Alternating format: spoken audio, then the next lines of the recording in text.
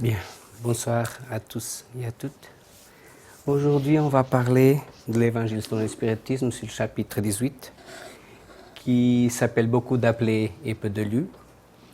Mais aujourd'hui, on se penche sur le chapitre qui parle de ceux qui disent Seigneur, Seigneur. Et on va commencer pour lire les parties de l'évangile que Kardec il a choisi pour mettre dans ce chapitre. Et après, on va parler un tout petit peu sur ça. Alors, ceux qui me disent « Seigneur, Seigneur » n'entreront pas tous dans le royaume des cieux. Mais celui-là seulement entrera qui fait la volonté de mon Père qui est dans les cieux. Plusieurs me diront ce jour-là « Seigneur, Seigneur, n'avons-nous pas prophétisé à votre nom? N'avons-nous pas chassé des démons à votre nom? Et n'avons-nous pas fait plusieurs miracles à votre nom? Et alors, je leur dirai hautement, retirez-vous de moi, vous qui faites des œuvres d'iniquité. Quiconque donc entend ces paroles que je dis et les pratique, sera comparé à un homme sage qui a bâti sa maison sur la pierre.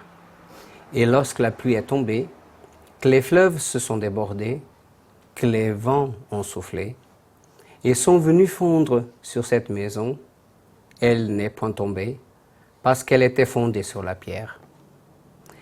Mais quiconque entend ces paroles que je dis et ne les pratique pas, point, sera semblable à un homme insensé qui a bâti sa maison sur le sable.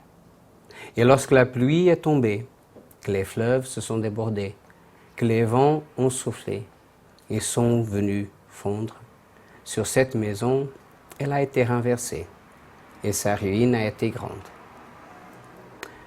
Celui donc qui violera un de ses moindres commandements et qui apprendra aux hommes à les violer sera regardé dans le royaume des cieux comme le dernier. Mais celui qui fera et enseignera sera grand dans le royaume des cieux.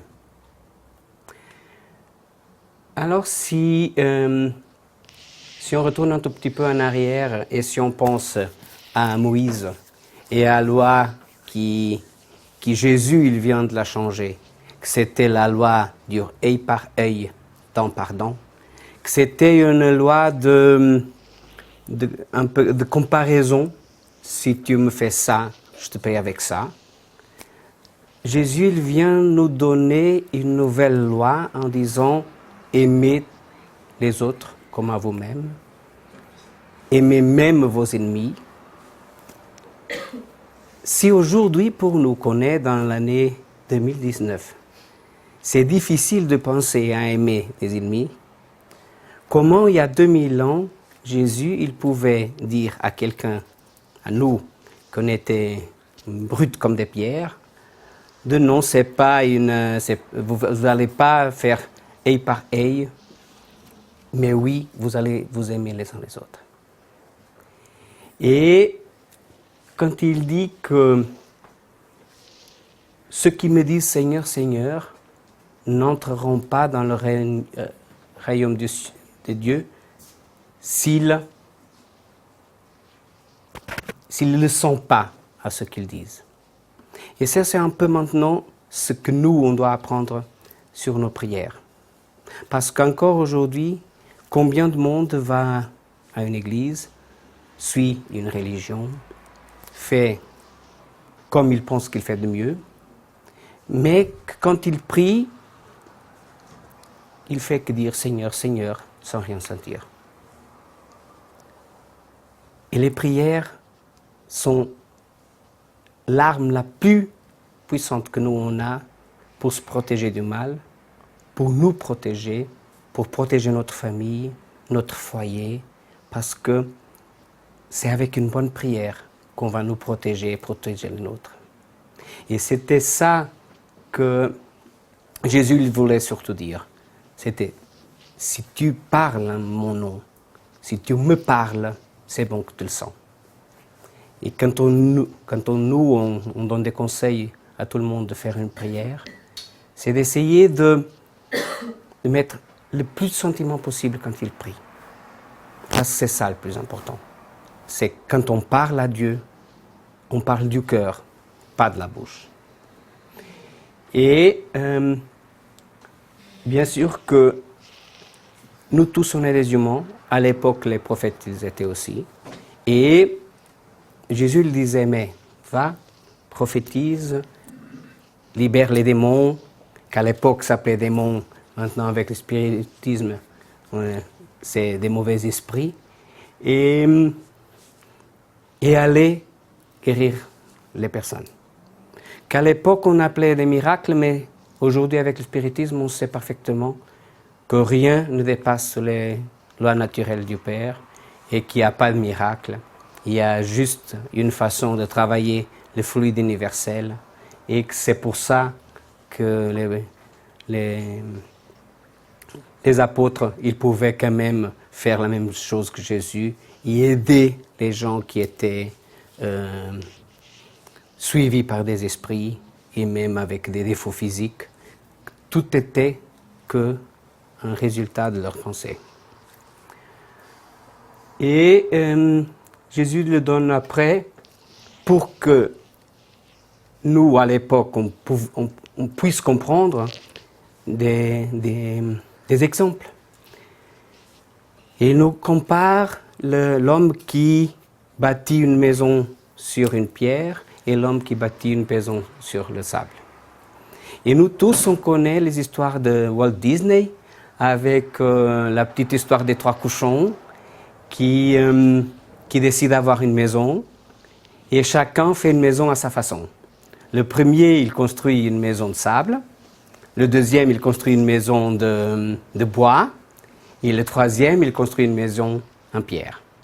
Et quand le loup il arrive, bien sûr que quand il souffle dans la maison qui était de sable, la maison elle s'en va et le cochon il part vers l'autre frère qui avait la maison de bois. Mais après, quand le loup il arrive, il souffle quand même avec telle force qu'il fait partir tout le bois, alors les deux ils partent dans la maison de pierre.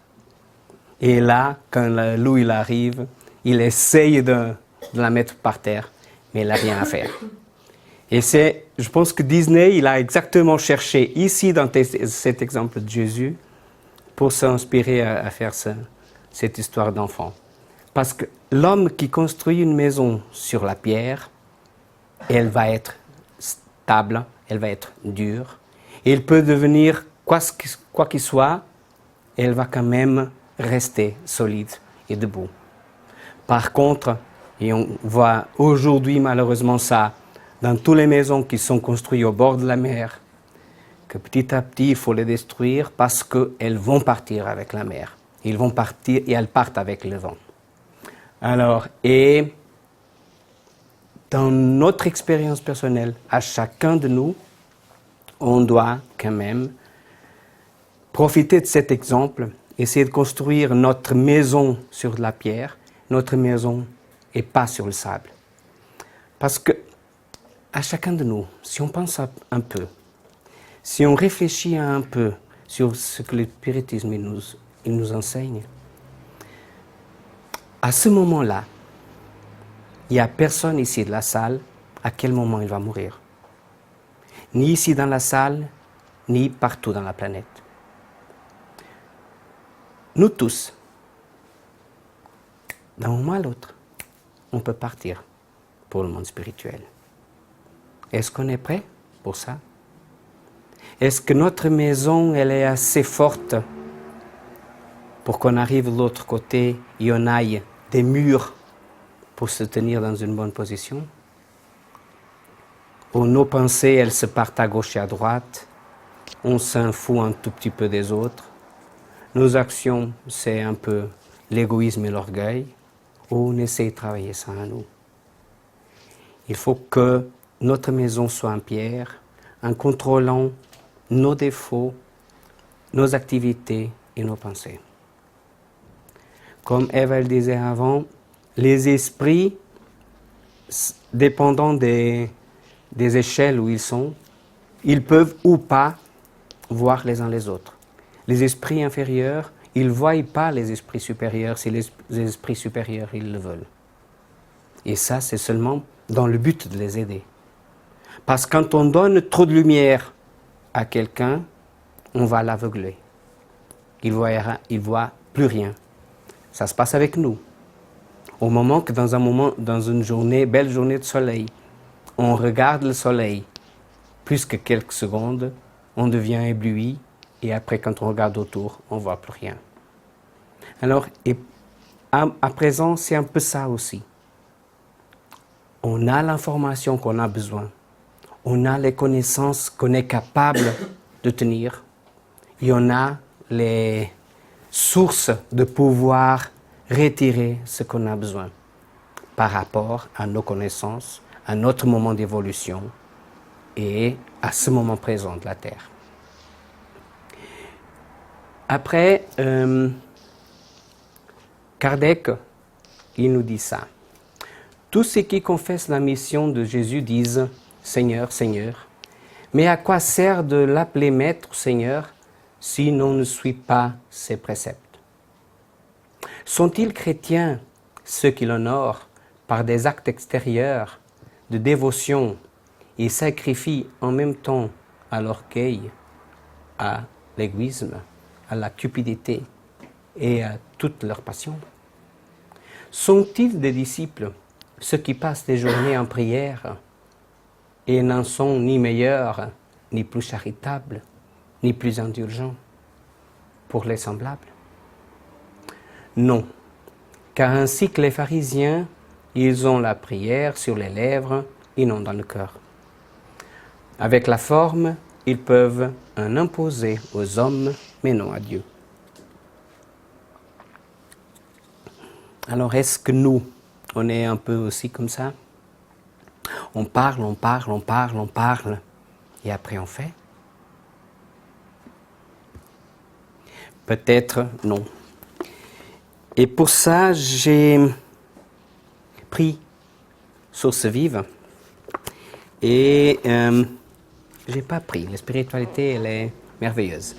Et avant mon évangile d'aujourd'hui, j'ai dit aux bons esprits, s'il te plaît, je ne suis pas très ouvert aujourd'hui pour ma présentation, tu m'envoies quelque chose. Alors la première lecture, c'est ça, de Source Vive, et qui s'appelle Sachant coopérer. Car sans moi, vous ne pouvez rien faire. Jésus, Jean 15, verset 5. La puissance divine du Christ, en tant que représentant de Dieu, est latente chez toutes les créatures. Tous les hommes reçoivent ces dons sacrés, même si beaucoup demeurent distants de tout sentiment religieux. Alors, même ceux qui sont athées, même qui disent qu'ils croient à rien, Jésus, il est là. Cependant, nous faisons ici référence aux cultivateurs de la foi qui entament leur long et laborieux effort à la découverte des valeurs sublimes qui vibrent en eux. Là, il parle spécifiquement pour nous qu'on fait des présentations publiques. Un grand nombre rêvent de démonstrations spectaculaires de Jésus sur leur chemin. Et quantité de compagnons croient que seuls ceux qui ont des capacités oratoires et qui s'expriment à l'autel ou à la tribune ou des différentes confessions religieuses coopèrent avec le Seigneur. Alors il n'y a que ceux qui croient et qui peuvent parler, qui ont une capacité, c'est ceux qui sont plus élevés. Il est néanmoins urgent de corriger cette erreur d'interprétation. Le Seigneur est avec nous à tout moment de la vie. Nous ne pourrions rien réaliser sans la force de sa volonté souveraine. On ne peut rien faire sans sa volonté. Le Maître nous dit clairement, « Je suis la vigne, vous êtes les rameaux. » Comment produire sans la sève? En effet, les apprentis astucieux pourront riposter à l'avenant que ceux qui pratiquent le mal s'appuient sur les mêmes bases. En réponse, nous considérons à peine que de tels malheureux greffent eux-mêmes les cactus infernaux sur la vigne divine et en paieront le prix fort au gouvernement universel. C'est vrai que les apprentis pourront dire, mais alors, si c'est comme ça, ceux qui sont versés sur le mal, ils ont la même possibilité. Et il dit oui, sauf que s'ils font le mal, ils vont le payer quand même. Nous faisons référence aux compagnons timides et hésitants. Quelquefois, quelques plans de bonnes intentions pour conclure qu'en toute tâche humaine, nous pouvons sentir la présence du Seigneur, sanctifiant le travail qui nous a été confié. Par conséquent, nous ne devons oublier la leçon évangélique selon laquelle tout effort pratiqué pour le bien sera béni, même s'il ne s'agit que d'offrir un verre d'eau au nom du Seigneur. Toutes les actions dans le bien seront bénies, même que seul d'offrir un verre d'eau.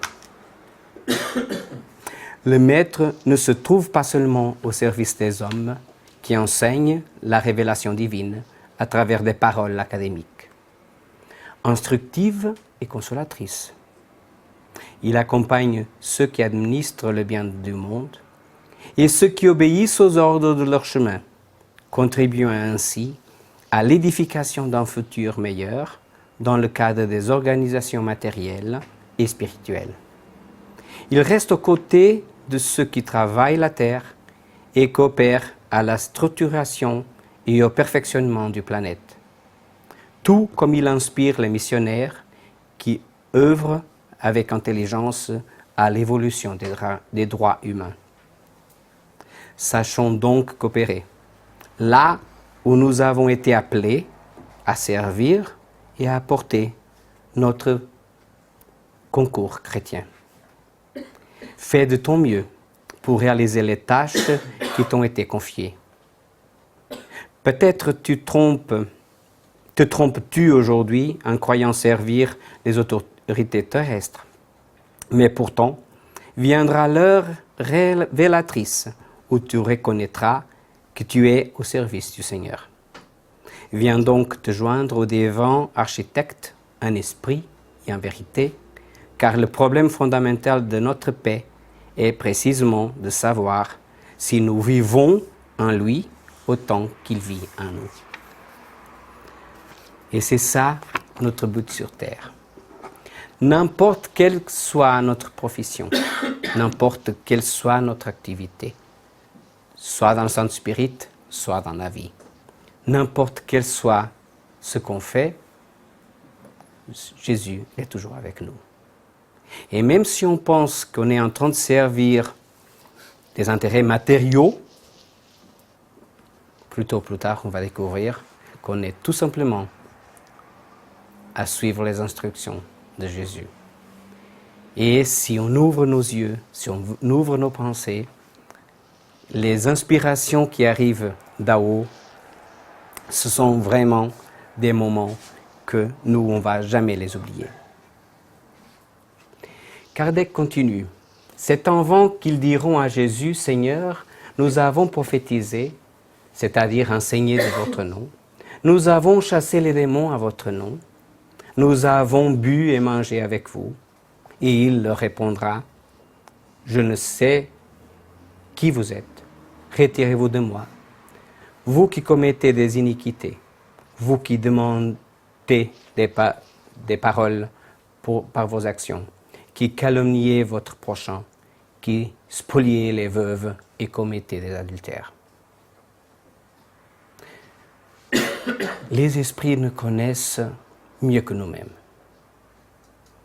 Ils savent nos activités jour et nuit. Nous, on sait que nos activités le jour. On ne se souvient pas qu'est-ce qu'on fait la nuit.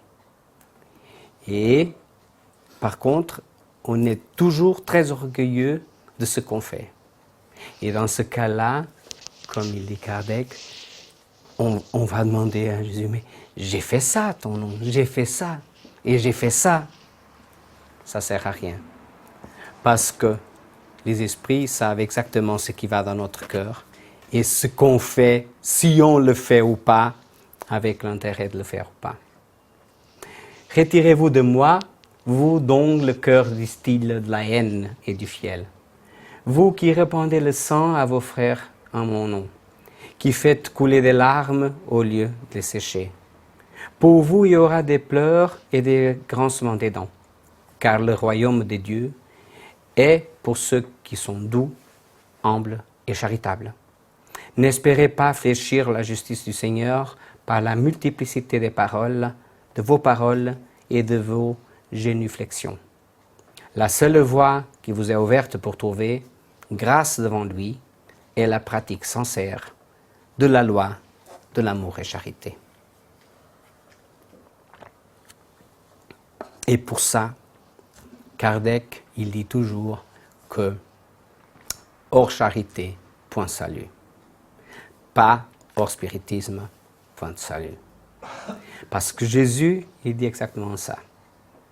Or, la seule chose qui peut nous amener à quelque part, c'est de suivre la loi d'amour et charité. Et les paroles de Jésus sont éternelles, parce qu'elles sont la vérité. Elles sont non seulement la sauvegarde de la vie céleste, mais la gage de la paix, de la tranquillité et de la stabilité dans les choses de la vie terrestre. C'est pourquoi toutes les institutions humaines, politiques, sociales et religieuses qui s'appuieront sur ces paroles seront stables comme la maison bâtie sur la pierre. Les hommes se conserveront parce qu'ils se trouveront leur bonheur, mais celles qui en seront la violation seront comme la maison bâtie sur le sable. Le vent des révolutions et les fleuves du progrès l'emporteront. Alors c'est sur ça qu'on demande toujours aussi à nous tous, à chacun de nous. C'est de se demander qu'est-ce qu'on est en train de faire sur Terre. Quel est notre but? Où on y va? Qu'est-ce qu'on cherche? Et pourquoi on est là? Comme Emmanuel nous dit là, on a tous une tâche. Et soit qu'on soit où on soit, on sert à Jésus, on fait ce qu'on doit faire. On doit l'accepter et le faire bien. Et comme dit Kardec, si on ne fait pas les choses comme il faut, c'est comme la maison sur le sable, elle va partir avec le vent, avec l'évolution, avec tout ce qui arrive. Mais le spiritisme, c'est un peu ça aussi. Si on a des doutes sur le spiritisme, c'est mieux de n'en parler pas. Ou alors, suivre les instructions de Kardec. Spirit, aimez-vous, ça c'est le premier enseignement. Instruyez-vous, c'est le deuxième. Et on doit étudier. Notre cerveau, il est occupé, selon les scientistes, il est occupé à 10%. On a 90% de notre cerveau que ça ne sert à rien. Alors, allons-y le développer. Allons-y étudier. Allons-y savoir un tout petit peu plus. Parce que comme ça, on pourra divulguer le spiritisme. On pourra, quand on nous demande, mais t'as changé? Qu'est-ce qui se passe avec toi? Parce que c'est notre attitude, c'est notre façon de voir la vie, c'est notre façon de nous relationner avec les autres qui va changer le monde. Mais en commençant pour le changement à nous-mêmes. Si nous, on ne se change pas, ce n'est pas le monde qui va nous changer. Non. On va partir, comme je disais il y a peu, on ne sait pas quand, mais on va partir. Et on va arriver de l'autre côté, à peu près comme on est arrivé ici. Et ce n'est pas le but. On doit évoluer, on doit apprendre, on est là exactement pour évoluer. Et dans ce cas-là, si on est là pour évoluer, allons-y. Parce qu'il n'y aura personne qui va faire le service à notre place. Ça ne sert à rien d'après dire « mais le voisin, ma mère, mon père, c'est à la faute toujours des autres ». Non, c'est à nous. C'est à nous la responsabilité de ce qu'on fait. Parce qu'en arrivant, comme disait Juliane dimanche, en arrivant de l'autre côté, c'est notre conscience qui va se demander qu'est-ce que j'ai fait ou pas. Notre conscience, elle ne va pas demander qu'est-ce que notre voisin il a fait, ou notre patron, ou notre fille, ou notre père. Notre conscience, elle va nous demander qu'est-ce que moi j'ai fait. Alors, à nous de nous travailler et de faire le mieux qu'on peut pour les autres en le faisant pour nous. Parce que si nous, on change, la planète va se changer. Eh bien, c'était ça qu'aujourd'hui j'aimerais vous parler, surtout en vous montrant dans tous les slides cette image de Jésus avec sa lumière qui part et qui nous entoure à chacun de nous. Et qu'il faut juste que nous, on ouvre les chaînes nécessaires pour sentir cette lumière et cet amour. Jésus, il est toujours avec nous. Merci. Bien, et là, on va fermer nos yeux. On va remercier à notre Père d'une bonté infinite. On va remercier à notre Maître Jésus les exemples qu'il est venu donner sur terre. On va remercier à Paul et Étienne les deux esprits gouvernant ce centre spirit. On va remercier à toute la spiritualité qui fait partie de ce groupe de travail et aux anges gardiens de chacun de nous. En remerciant l'opportunité d'être ici, de pouvoir se rassembler au nom de Jésus. Remerciant cette incarnation, le jour à jour, le fait de pouvoir bouger, de pouvoir parler, de pouvoir voir, le fait de pouvoir prier pour nous et pour tous qui souffrent autour de nous. Il y a autant de frères incarnés et désincarnés qui souffrent autant. Et pour ceux, Jésus, on te demande la miséricorde. On sait, Maître, que tu es avec chacun de nous. Mais il y a ceux qui souffrent plus, qui ont besoin d'un tout petit peu plus d'attention. Et pour ceux, nous ici, humblement et tout petits, on essaye de te joindre en vibration, en t'envoyant notre petit amour, pour qu'avec le tien, tu arrives à entourer tous qui souffrent sur terre. Prions pour ceux qui se sont suicidés. Prions pour ceux qui ont tué quelqu'un. Prions pour ceux qui ont violé, qui ont fait du mal. Parce qu'eux, Maître, on sait que leur souffrance elle est énorme. Parce que plus tôt ou plus tard, leur conscience va se développer. Et ils vont s'apercevoir du temps qu'ils sont perdus, du mal qu'ils ont fait.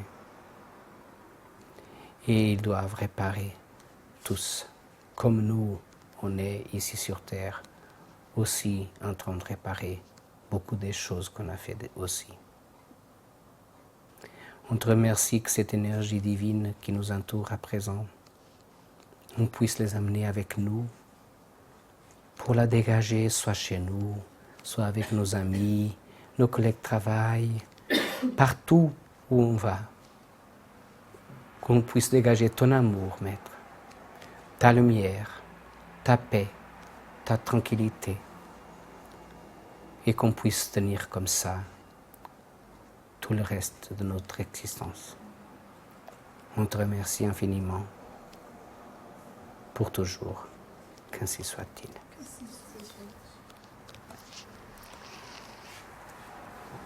Bien, pendant que